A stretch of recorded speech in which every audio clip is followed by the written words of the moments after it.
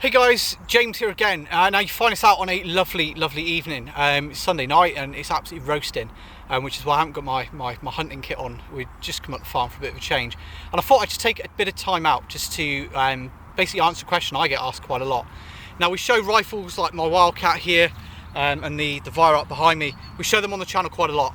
And you'd think with all these nice optics and the guns and the pellets and stuff like that, you know, we get questions about that. But the one thing I always get asked about is this little thing on the top here. This, you might be able to see it, this little fluorescent tube here. What is it? What does it do? And why is it on your gun? So tonight we're going to venture and we're basically going to go through those things. So question 1 and question 2 are really easy to answer. What is it and why do I have it? Question 1, it's a Sportmatch SP2 bubble mount. Now it fits on top of the scope, which is why I've gone for this one, because when you hold the rifle up like so, it's right in front of your eyes and it's really easy just to see. The other reason I went for this one is, unlike the ones that fold out, you can get them that clip out from the side of the rails. When I'm moving around, it's in against my side or up here or going through buildings. What I don't want is something to get snagged on the side, or it's going to get caught on my rucksack strap, etc, etc. Now for question 2, why do I put it on? Now I have this on both of my rifles. I have exactly the same system on both my rifles, and I basically have it to reduce the impact of canting on my shooting. Now it's really it's quite an important thing, I think, and something that people kind of overlook. But canting, really put simply, is where you lean the rifle over to the side. Now people often refer to it as scope canting and stuff like that, but if you've set your scope up correctly, so it's all balanced and leveled with your rifle, and I would take time to do that. It takes a little bit longer, but it really is worth it. It's the rifle that becomes the problem. Now when you look through your rifle, when you pick it up, you'll think, oh, my scope axis are perfectly level with the ground, so that must mean I've set it up right. Well, not always. Sometimes if you don't balance it out with spirit levels and things, the scope can be slightly on the wonk. And I use my gun day to day. This gun here that you see behind me is my works rifle. I use it literally every day. And I would say that if there was anybody who's going to pick a gun up and have it dead level, it's going to be me. But, you know, like with anybody, I am only human, and when I pick the gun up, yeah, I tilt the gun over to the right. So why does this make a difference? Well, as I say, the main thing it helps is canting. Now, as I say, canting is where the rifle is off on a wonk, and it causes all sorts of problems. Now, we'll put this in really simple terms. I'm not going to go into ballistics kind of data and, you know, NASA style stuff. This is going to be proper Devonshire redneck science of rifle shootings, if that's even a thing, but it is now. And canting is basically, if you can imagine, when you set your scope up, your gun has to be like this. So obviously not like a 105, but it's always going to be tilted down. Your scope is tilted down, and that's to give the gun elevation.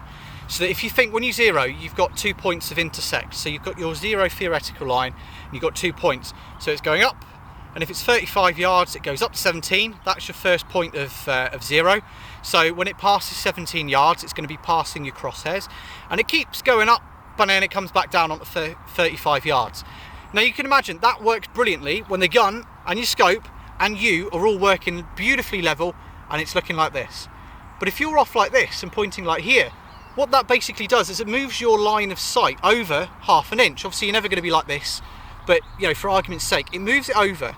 So rather than going up and down onto your target, you're kind of swerving in and around. And that does two things. Practical terms, if you're taking a shot at a rabbit or so and he's sat behind me at 40 yards and I fire my gun with the gun over on a slight angle and I watch my pellets sail to the left. Now what it's done is it's hooked over. Because it can't climb, it's basically just gone around. So that has two different things. One, your pellets will always go just left, just right, but also you're not getting the elevation. So if you're not getting the elevation, your pellet won't climb, so it's not going to reach 35 yards. So what you will notice is it'll be low left or low right, because it's just not getting that climb. And that is as basic as it is. That is absolute layman's terms. Canting is when your gun is tilted over to an angle and it can't get the elevation it needs, and it goes off at a slight left or right angle, because it's basically the barrel is still pointing out in that direction, despite the fact your scope is going that way. And that's basically canting at an absolute basic. Now I have found a really useful website which shows two diagrams. So the first diagram you're going to see is when you cant the rifle to the right. So as you can see, it basically goes out like this and it hooks in. So you're not shooting in a line anymore, you're hooking around, which, yeah, it's a bit of a nuisance. So what we'll do is we'll cut back to that same website and I'll show you what happens when you cant the rifle over onto the left-hand side. So as you see, it does exactly the same thing, but going the other way around. Now, in theory, the target, if I fired with the gun dead level, we'll have one in the middle. If I tilt it over on the right, we'll have one on the right-hand side of the centre of the target. And if I tilt it over to the left, we should have one on the left-hand side of the target. And as we move out past 30 yards, so if we did 35 yards, 40 yards, 50 yards, because it's not getting the elevation, you'll watch the pellet droop. So it will still go off to one side, but 35 yards, 40 yards, and then 50 yards. You can see it will create a visual arc. Now what we're going to do is I'm actually going to set a target out, because you know this theory is lovely, but it's only a theory. So we're going to set a target out. I'm going to put it at 30 yards. It's only a little box with a piece of paper on it, so it's going to be proper redneck shooting. And I'm going to fire 3 shots. I'm going to fire one in the middle with the gun perfectly level. I'm going to fire one, again aiming for the centre, but with the gun lopped over as far right as I can on the bipod that you see behind me. And then we'll do a 3rd shot again on the left. So as soon as that bubble is on the furthest hand side, I'll take my shot. And what we should notice is we'll have 3 equidistant dots where the pellets have gone in. Now give or take obviously my shooting and all the rest of it, but we'll do that, see if the theory works. If the theory works, we'll put a new target out, we'll do the same again, and I'll push it out to 40 yards and we'll push it out to 50 yards, and I will aim for exactly the same place all the time. So every time you see me shoot, I'm aiming dead centre of the target. So it's only a basic target. It's just one of the Bisley jobbies here. We've gone for a bit of a colourful one, obviously with a nice background and things. It should be a little bit easier to see.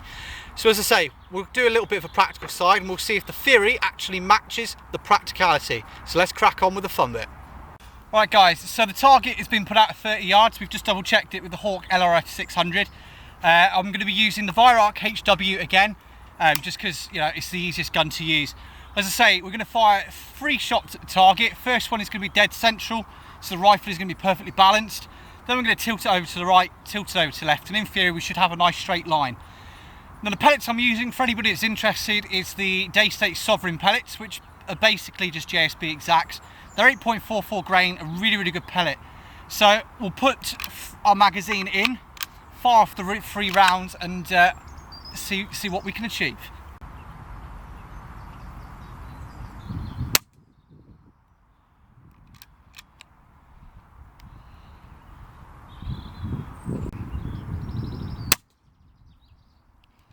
And the final shot, just tilt it over to the left.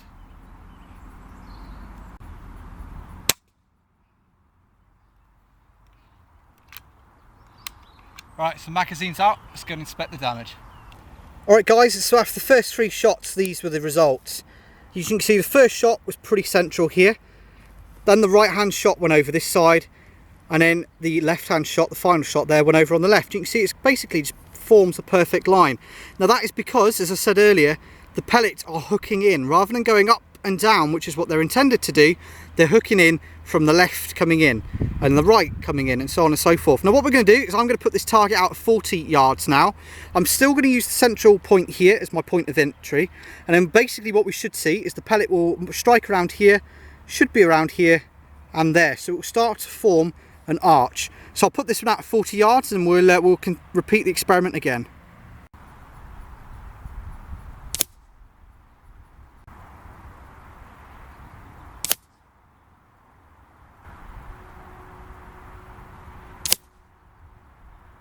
Okay, so that was 40 yards guys.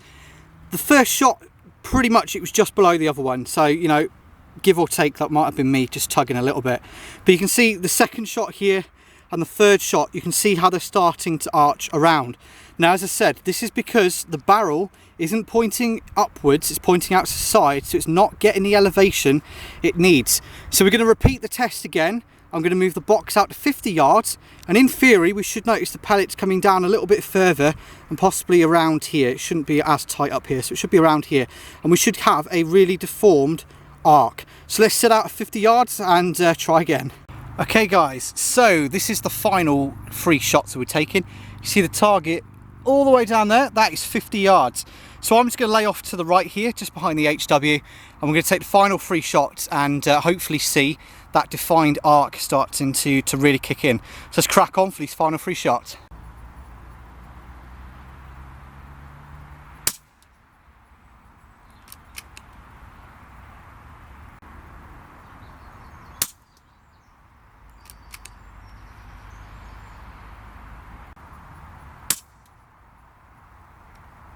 Okay guys, so that was the final 3 shots, and as you can see with my my rather Devonshire teaching stick here, got a distinct curve that shows these extremes were basically the tilt over to left and right, and the ones down the centre were me just trying to keep it as central as I could. So if we worked off the holdovers and things, it would have been really tight and everything, but we thought for the sake of just making it a little bit more visually kind of, oh okay, we might need to take note of this, I've basically aimed at the centre every single time, and as you can see, it's dropped off in a perfect arc. Now the theory said it was going to happen, and the maths said it was going to happen. It's quite nice to actually see it's worked out. So what we'll do is we'll take the target back and quickly conclude the video off. So guys, the maths kind of speaks for itself. If you don't make sure your rifle is level, obviously you are going to face canting issues. As I said at the start of the video, if you've shot at something, whether it be a target or a bit of quarry, whatever, and you've noticed your round go off just to the right or just to the left, it can be down to pellets, it could be down to wind, but a lot of people overlook canting as an issue. And like I say, this isn't scientific as such, this is just putting theory into practice. And it is very much the absolute basics that, you know, simplest I could make it. But canting, put simply, is when the rifle is skewed over to one side, and rather than getting the elevation where the pellet goes up and drops in on your target, you're hooking it around either side. And like I say, the target speaks for itself. Now we could have done, as I say, back down at 50 yards there, we could have done this off holdover, but I thought it was a little bit more, I thought it'd make more of an impact if I just aimed central every single time. Because obviously if I worked off my mil dots, it should have gone right across, 3 shots going to the left, 3 shots going to the right, and then just loads in the middle.